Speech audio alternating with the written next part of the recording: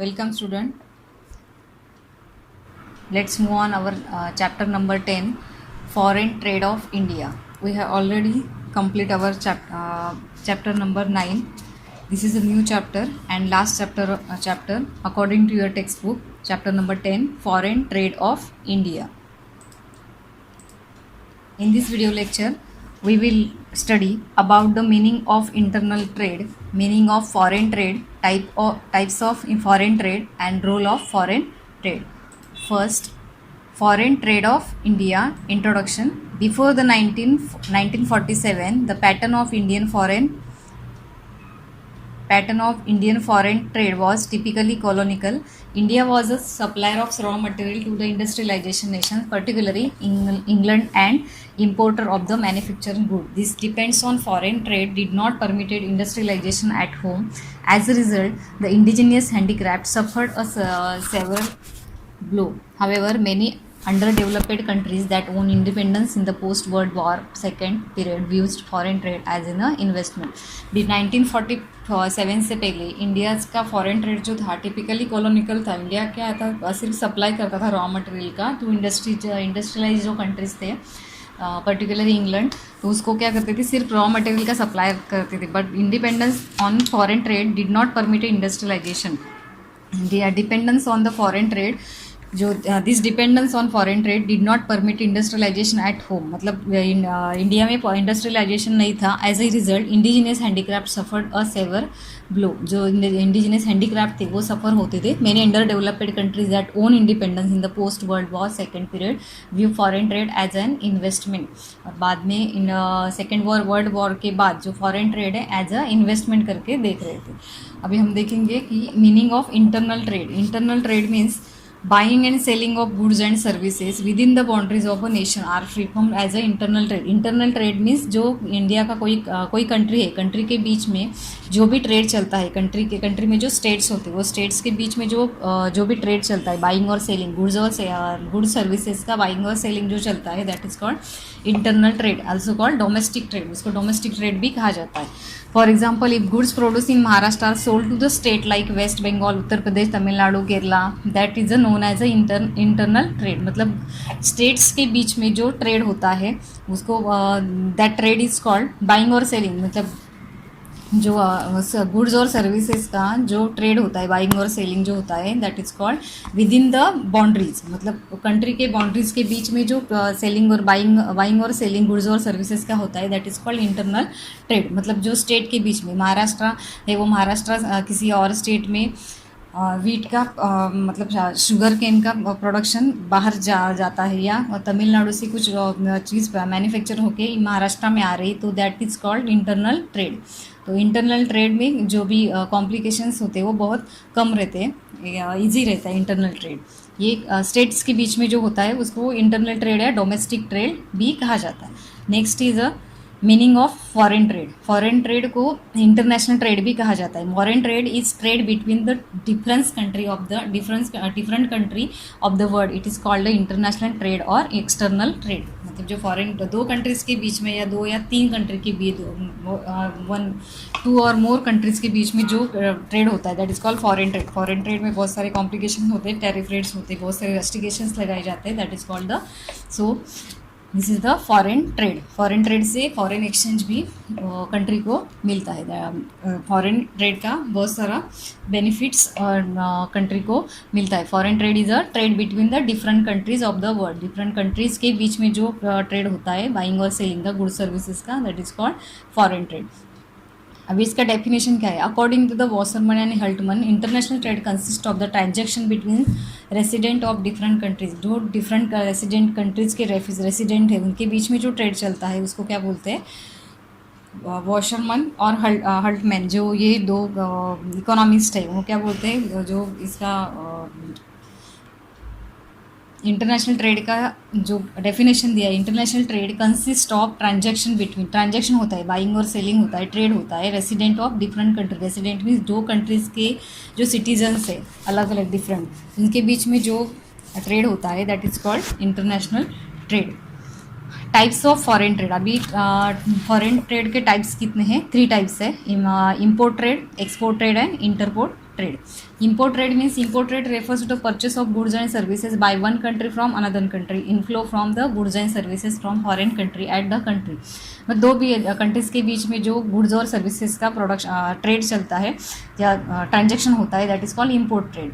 India imports petroleum, Iraq, Kuwait, Saudi Arabia. मतलब India क्या करते हैं, पेट्रोलियम या जो बहुत एग्रीकल्चर एविडेंट जो एविडेंट हमारे यहाँ पे एग्रीकल्चर का प्रोडक्शन होता है, एग्रीकल्चर प्रोडक्शन होता है, उसका क्या करते हैं बाहर, sorry India petroleum from Iraq, Kuwait, Saudi Arabia. India क्या करता है बाहर से पेट्रोलियम क्या करता है पहले इंपोर्ट करता है कुवैत से, सऊदी अरेबिया से. That is called import. बाहर से कोई चीज़ कोई गुड्स और सर्विसेज आप क्या करते हैं, इंपोर्ट करते, बाहर से लाते हैं, दैट इज़ कॉल्ड बाय करते बाहर के कंट्री से, that is called import trade. और export trade means export trade refers to the sales of goods by one country to another country. मतलब एक कंट्री क्या करती है दूसरे कंट्री को क्या करते हैं, सेल करती है गुड्स और सर्विसेज का. जैसे ये इंडिया एग्रीकल्चर जो प्रोडक्शन है, बहुत सारे एविडेंट क्वालिटी क्वांटिटी में हमारे यहाँ पे जो एग्रीकल्चर का प्रोडक्शन होता है, उस एग्रीकल्चर प्रोडक्शन का क्या करते हैं बाहर एक्सपोर्ट किया जाता है. जैसे India export T, rice, jute, China, Hong Kong, Singapore etcetera. मतलब जो बाहर के कंट्रीज़ को सेल किया जाता है गुड्स और सर्विसेज का, that is called export trade. Export trade से फॉरेन एक्सचेंज भी कंट्री का बढ़ता है. Next is the interport trade. Interport trade means interport trade refers to the purchase of goods and services from one country and then selling them to another country after one processing operation. For example, Japan import raw material required to make electronics goods like radio, washing machine, television from England, Germany, France etc. and they sell them to the various country in the world after processing them. मतलब दो या तीन country के बीच में, for example one country purchase by one things and sell to another country. मतलब एक country से परचेस करके दूसरे कंट्री को क्या करती है, वो सेल करती है कोई चीज़, कोई गुड्स और services. That is called interport trade. For example यहाँ पे दिया है कि जो जापान है, जापान क्या करता है, import raw material required make electronic goods. Electronic goods का रॉ मटेरियल है, रॉ मटेरियल इंपोर्ट करता है, लाइक रेडियो, वॉशिंग मशीन इसका, टेलीविजन का. और इंग्लैंड, जर्मनी, फ्रांस, ये जो कंट्रीज है उसको क्या करता है, सेल करता है दो various country in the world after processing them. उसको रॉ मटेरियल पे प्रोसेस करके फाइनल गुड्स में कन्वर्ट करके फिर वो क्या करता है बाहर के कंट्रीज़ को, जर्मनी, इंग्लैंड, फ्रांस इस कंट्री को सेल करता है. That is called interport trade. There are three types of foreign trade: import, export, import trade, export trade, and third one is a interport trade. Next point is the role of foreign trade. Trade is an engine of the growth of economy because it plays an important role for economic development. In developed countries, it represents a significant share of the gross domestic product. मतलब जो foreign trade है, foreign trade से बहुत सारा जो economy का growth है, वो ग्रोथ बहुत इंपॉर्टेंट रोल है फॉरेन ट्रेड का, because it play important role for economic development. Developed countries represent significant share of the gross domestic product. इससे ग्रॉस डोमेस्टिक प्रोडक्ट भी जो डेवलप्ड कंट्री है उनका country represent significant share of gross domestic product. मतलब जो developed countries है उसमें जो उनका शेयर जो फॉरेन ट्रेड है, वो फॉरेन ट्रेड बहुत इंपॉर्टेंट रोल प्ले करता है. उसमें role of foreign trade can be justify on the basis of the following point. मतलब जो क्या रोल पे करता है, कौन से बेसिस पे करता है. तो फर्स्ट क्या है, to earn foreign exchange. Foreign trade provide foreign exchange which can to use for very product to purchase. Foreign trade is a remarkable factor and expanding to market encourage the production of the goods. Means जो foreign exchange है, हम किसी को कोई चीज़ export करते हैं, मतलब one country से अनदर कंट्री में क्या करते हैं, एक्सपोर्ट करते हैं, तो उस कंट्री का करेंसी हमारे पास आता है, फॉरेन एक्सचेंज हमको मिलता है. Foreign extrade is a remarkable factor is expanding market and encouraging the production of the, उससे प्रोडक्शन गुड्स का प्रोडक्शन भी उससे बढ़ता है. Second is a encourage investment. Foreign trade create an opportunity for the producer to reach beyond the domestic market.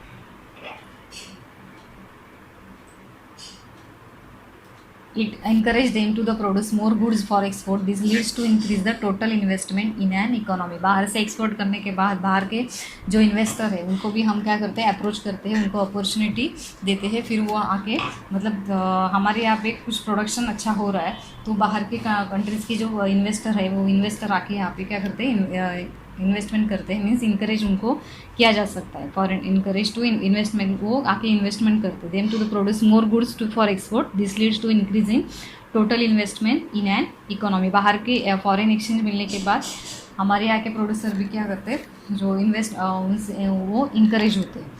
Next is the division of labour and specialisation. Foreign trade leads to the division of labour and specialisation at world level.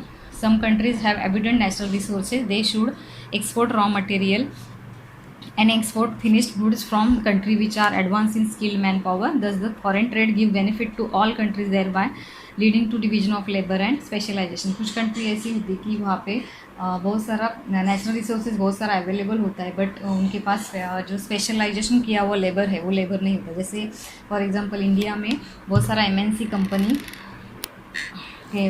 Company investment किया है, company establishment हो गया उनका, क्योंकि India में जो labour intensive है India, और चीप रेट में इंडिया का लेबर यहाँ पे काम करने के रेडी होता है। इसलिए डिवीजन ऑफ लेबर मतलब जो स्पेशलाइज जो लेबर्स होते हैं वो जहाँ पे जो भी इंडिया मतलब जो MNC कंपनी है, कोई भी सेटअप है वो कहाँ पे होता है, जहाँ पे लेबर का इंटेंसिव लेबर ज़्यादा हो, लेबर अवेलेबल रहेंगे, वहाँ पे ही कंपनी का सेटअप होता है। तो इंडिया में लेबर का सेटअप मतलब लेबर चीप रेट में मिलते हैं, इसलिए स्पेशलाइज भी होते हैं। सो इंडिया में लेबर और स्पेशलाइज का यूटिलाइज भी अच्छे तरह से होता है। तो स्किल्ड मैन पावर यहाँ पे मिलता है। Foreign trade give benefits to all countries, मतलब यहाँ से बाहर भी कंट्रीज लेबर काम करने के लिए जाते हैं।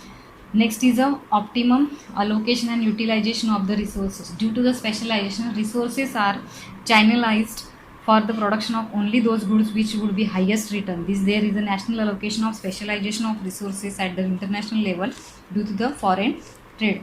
मतलब जैसे समझो फॉर एग्जांपल राइस है, राइस का हमारे इंडिया में जितना यूटिलाइज होता है हमारे कंट्री के लिए, उससे अगर ज़्यादा बचता है तो क्या करते हैं हम उसको बाहर के कंट्री में एक्सपोर्ट करते हैं, मतलब उसका प्रॉपर यूटिलाइजेशन हो रहा है। और जिसका हाईएस्ट कॉस्ट हमको मिलता है ऐसे गुड्स और सर्विसेज का हम क्या करते हैं, एक्सपोर्ट बाहर करते हैं। तो optimum allocation of utilisation of resources, जो भी रिसोर्सेज अवेलेबल, जो भी मटेरियल्स अवेलेबल हम प्रोडक्शन हमारे यहाँ पे उसका सही तरीके से यहाँ पे यूटिलाइज होता है। Next point is stability in price level. Foreign trade help to keep the demand and supply position stable, which in turn stabilize the price level in the economy. Price कब बढ़ता है, जब उसकी किसी प्रोडक्ट गुड्स और services का जब demand ज़्यादा है, demand is high and supply is lower, that time price level is high.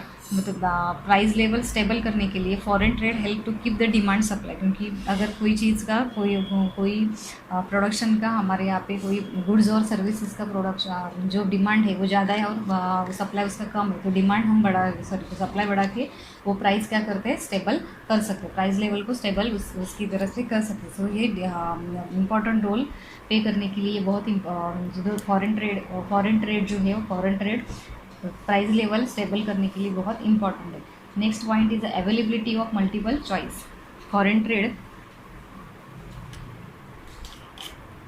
Provide multiple choice of imported commodity as foreign trade in highly competitive. It also ensure a good quality and standard product. This raises the standard of living of the people. Foreign trade provide क्या करते हैं, multiple choice, बहुत सारे choices उनके पास रहते हैं, क्योंकि foreign trade एक कंट्री के साथ नहीं रहता है, more than many countries. So we have multiple choice of imported commodity. जो इम्पोर्टेड कॉमोडिटी होती है उसका बहुत सारे choices, we have many choices and their choice and the competitive also ensure good quality. जो क्वालिटी रहता है वो हाई क्वालिटी का रहता है। So we have get both benefits, good quality and highly competitive. It also ensure a good quality to standard products. Standard product भी हमको मिल जाता है. This raise the standard of living of people. Next point is a bring reputations and high earn goodwill. Exporting country can earn reputation and goodwill in the international market. Goodwill means आपका image जो है वो image बहुत अच्छी तरीके से image अच्छा हो जाता है मार्केट में। Exporting country can earn reputation and goodwill in international market. For example country like Japan, Germany, Switzerland have earn a lot of goodwill and reputation in foreign market for their qualitative production in electronic goods. जो Japan है वो Japan क्या करता है, बहुत सारा उनका जो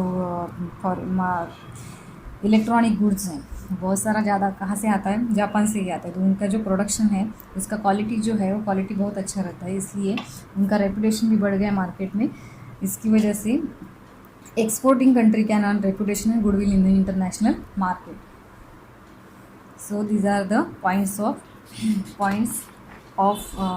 types of foreign role of foreign trade. First one was the to earn foreign exchange.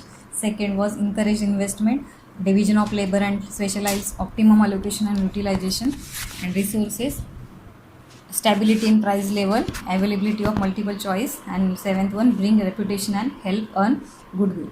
Next point we will learn in another video.